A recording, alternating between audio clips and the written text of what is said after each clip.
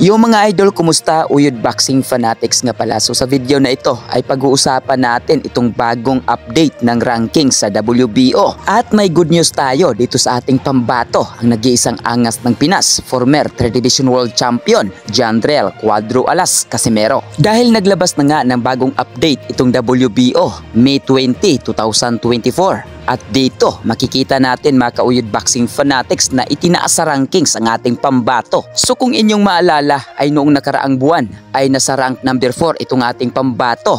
At ngayon, nasa number 3 na sa ranking sa WBO. At magandang senyales nga ito sa ating pambato na si Cuadro Alas Casimero, mga kauyod Boxing Fanatics, dahil kahit matagal itong lumaban ngayong taon ay kinilala pa rin ito sa WBO bilang isa sa mga malalakas dito sa dibisyon ng 122 sa Super Bantam. So ang number 1 nga dito sa WBO ay itong si Sam Goodman, at ang pangalawa itong si TJ Duhini, at ang pangatlo itong ating pambato na si Cuadro Alas Casimero, at ang pang-apat isa pa nating pambato na si Carl James Martin. So paano na yan mga kauyod Boxing Fanatics sa mga buzzers at haters at sa mga nangungutya dito sa ating pambato na pabagsak na daw ang karir? Eh mismong itong isa sa mga sanctioning bodies na WBO ay kinilala pa rin ng ating pambato na isa sa pinakamalakas sa dibisyon ng 122 sa Super Bantam. At idagdag na natin dito mga kauyod Boxing Fanatics, aminin na natin na ito talagang pinaka most requested na laban na Oya Inoue versus Cuadro Alas Casimero. So ano ang opinion nyo dito mga kauyod Boxing Fanatics? Paki-comment sa baba ng ating mapupusuan, at huwag kalimutan mag-like at mag-share at mag-subscribe dito lang sa Uyod Boxing Fanatics. Grabe ang lakas.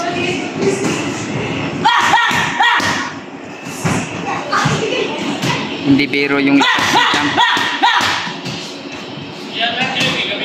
lakas ni Boss Champ Cuadro Alas, hindi biro.